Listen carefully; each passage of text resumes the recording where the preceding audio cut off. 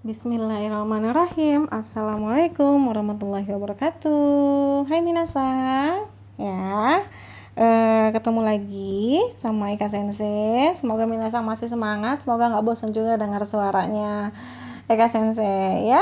Oke, materi hari ini kita akan belajar Kochira, Sochira, dan Achira, ya. Ada Kochira, ada Sochira, Achira. Apalagi nih Sensei? Ya, kita udah belajar ada kore sore are, kita udah belajar kono sono ano, lalu tadi kita juga sudah belajar koko soko asoko. Nah sekarang kita belajar lagi nih, ada kochira, sochira, achira, ya. Apalagi sensei ini gitu ya, kata tunjuk apalagi sih sensei ini, kita coba lihat penjelasannya ya. Oke, ya. Kata tunjuk kochira, sochira, dan achira ini sebenarnya sama dengan kata tunjuk koko, soko, asoko. Nah, sebelumnya Minasang Sensei sudah jelaskan tentang kata tunjuk koko, soko, asoko. Benar nggak sih? Gitu ya. Nah, ternyata si kochira, sochira, sama achira ini sama dengan koko, soko, asoko. Bedanya di mana? Nah, bedanya ini katanya dalam penggunaannya itu kochira, sochira, dan achira itu lebih sopan, ya. Kochira, sochira, dan achira itu lebih sopan dari koko, soko, dan asoko, ya. Jadi koko, soko, asoko itu sama dengan kochira, sochira, dan achira. Berarti dia sama-sama menunjukkan apa? Sama-sama digunakan sebagai kata tunjuk tempat. Benar nggak sih? Sama-sama digunakan sebagai kata tunjuk tempat. Bedanya kalau kochira, sochira, sama achira ini dia lebih sopan dari koko, soko, dan asoko, ya. Nah, minasan masih ingat nggak sih apa sih koko, soko, dan asoko? Masih ingat nggak? Masih. Harusnya masih ya, karena sensei baru saja menjelaskan tentang koko, soko, dan juga asoko, ya. Oke, kita akan masuk ke materinya ya. Ada kochira, ada sochira, dan juga ada achira. Apa sih kochira? Apa sih sochira? Apa sih achira? Gitu ya. Nah, kita akan lihat penjelasannya, minasan. Ya, kochira kalau diterjemahkan ke dalam bahasa Indonesia artinya adalah sebelah sini. Kochira itu artinya adalah sebelah sini. Lalu sochira dalam bahasa Indonesia artinya adalah sebelah situ. Artinya adalah sebelah situ. Dan achira jika diterjemahkan ke dalam bahasa Indonesia artinya adalah sebelah sana. Ya, sudah paham? Jadi ada kochira, sochira, dan achira yang katanya penggunaannya sama dengan koko, soko, asoko tapi lebih sopan.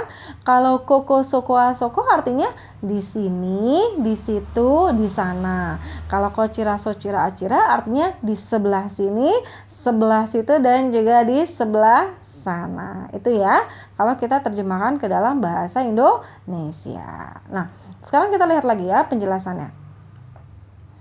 Kochira yang artinya adalah sebelah sini, sochira sebelah situ, dan juga achira yang artinya adalah sebelah sana adalah kata tunjuk yang dapat digunakan untuk menunjukkan tempat, arah, benda.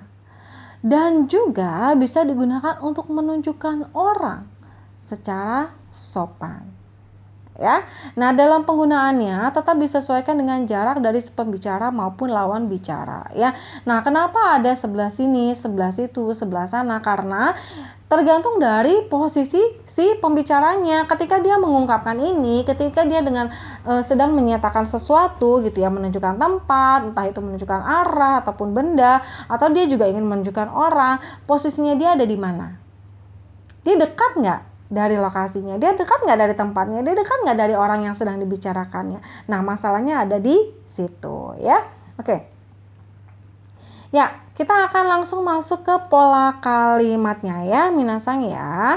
Semoga minasang nggak lupa tentang pola kalimat dari koko, soko, asoko ya, karena ini pola kalimatnya sama ya dengan pola kalimat dari kochira, sochira, dan juga achira. Kita lihat dulu pola kalimat yang pertama. Pola kalimat yang pertama ada kata benda, ditambah dengan partikel wa, ditambah dengan kochira, atau ditambah dengan sochira, atau ditambah dengan achira. ya, dan diakhiri dengan des. Ini pola kalimat yang pertama. Lalu pola kalimat yang kedua, ada kocira atau socira atau acira yang ditambah dengan partikel wa, lalu ditambah dengan kata benda dan diakhiri dengan des. Minasang tahu apa bedanya dua pola kalimat ini? Ya, kalau pola kalimat yang pertama si kata bendanya diletakkan di depan, baru diikuti dengan partikel wa dan juga kata tunjuk tempatnya. Sedangkan di pola kalimat yang kedua, kata tunjuk tempatnya dulu yang ada di depan, lalu diikuti dengan partikel wa, baru kata bendanya. Jadi pola kalimatnya pun sama dengan pola kalimat dari koko, soko, dan juga asoko, ya. Oke. Nah, ini kita lihat lagi ilustrasi gambarnya, ya, karena ini masih menunjukkan tempat, jadi ilustrasi gambarnya saya buatkan sama, yaitu kita ilustrasikan ini ada sebuah toilet, ya. Ini ada sebuah toilet, lalu gitu ya, kita akan lihat dari posisi pembicara dan juga lawan bicara.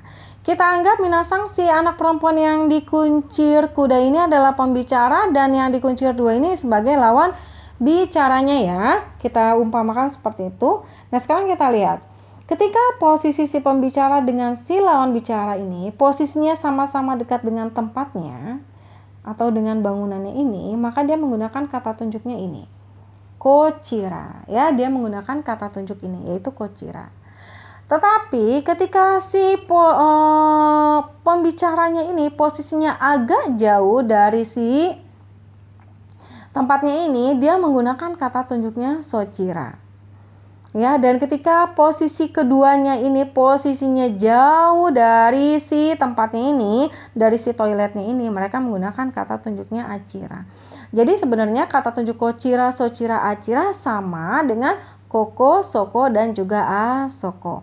Ingat, dia penggunaannya lebih sopan. Di situ perbedaannya. Kita lihat ya. Oke, sekarang kita lihat dulu penjelasan tentang kocira dan juga socira, ya. Kalau kocira ini diterjemahkan ke dalam bahasa Indonesianya artinya adalah di sini, ya. Kocira jika diterjemahkan ke dalam bahasa Indonesia artinya adalah di sini. Ya, katanya kocira ini digunakan untuk menunjukkan tempat yang lokasinya dekat dengan pembicara maupun lawan bicara. Ya, yang lokasinya dekat dengan pembicara maupun dengan lawan bicara. Lalu kalau socira, ya, yang artinya adalah sebelah situ, katanya digunakan untuk menunjukkan tempat yang lokasinya jauh dari pembicara tetapi dekat dengan lawan bicara. Misalnya sensei sebagai pembicara posisinya jauh, agak jauh dari tempat yang sedang dibicarakan, maka sensei menggunakan kata tunjuk socira. Tapi lawan bicaranya kalau dia posisinya dekat dengan tempat yang sedang dibicarakan, maka si lawan bicara ini menggunakan kata tunjuknya kocira. Tapi kalau dia posisinya juga agak jauh dari tempat yang sedang dibicarakan, maka dia pun menggunakan kata tunjuk socira. Jadi sekali lagi, socira ini adalah kata tunjuk yang digunakan untuk menunjukkan tempat yang lokasinya atau posisinya jauh atau agak jauh gitu ya, dari pembicara atau dari lawan bicara, atau jauh atau agak jauh dari keduanya. Ya, itu socira. Lalu yang berikutnya ada acira. Ya, yang berikutnya ada acira. Apa sih acira? Acira adalah kata tunjuk tempat yang digunakan, ya. Ini artinya sebelah sana, yang digunakan untuk menunjukkan tempat yang lokasinya sangat jauh gitu ya. Yang lokasinya sangat jauh dari pembicara. Ya, lokasinya sangat jauh dari pembicara ataupun lawan bicara. Artinya ketika kita membicarakan itu gitu ya, membicarakan suatu tempat itu atau membicarakan arah atau membicarakan orang, dia posisinya sangat-sangat jauh dari kita atau posisinya tidak bisa dijangkau dari kita. Nah, minasang itu adalah perbedaan dari kocira, socira, acira dan juga penjelasannya gitu ya.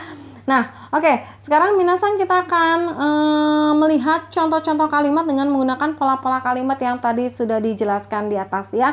Kita akan masuk ke contoh-contoh kalimatnya, kita akan lihat contoh-contoh kalimatnya, dan kita akan terjemahkan sama-sama ke dalam bahasa Indonesia.